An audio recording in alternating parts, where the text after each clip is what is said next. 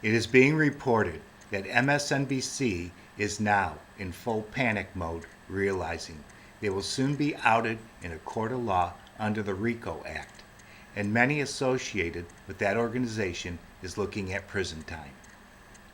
I am sure by now you have either heard of or are familiar with a company called Fusion GPS. They were the ones who paid for and published the fake Trump dossier on Russia. The owners of the company testified in front of committee hearings, disclosing that they have paid many people in the media to run fake news stories about Donald Trump in order to have the public turn against him. The committee and many legal organizations demanded their bank records be subpoenaed so full disclosure of who has been involved can be revealed.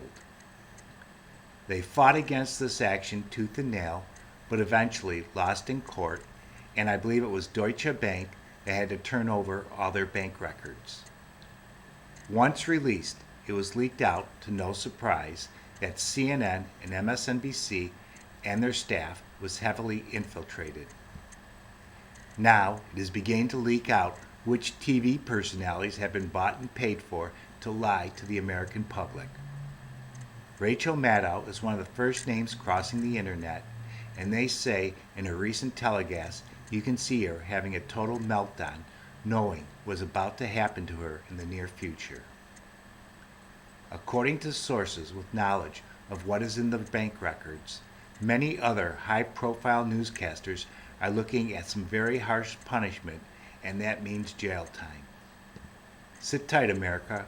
We're about to go for a wild ride. Many of them. I'm making this presentation directly to the American people with the media present, which is an honor to have you. This morning, because many of our nation's reporters and folks will not tell you the truth and will not treat the wonderful people of our country with the respect that they deserve. And I hope going forward we can be a little bit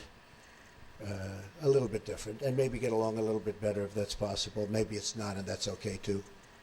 Unfortunately, much of the media in Washington, D.C., along with New York, Los Angeles in particular, speaks not for the people, but for the special interests and for those profiting off a very, very obviously broken system.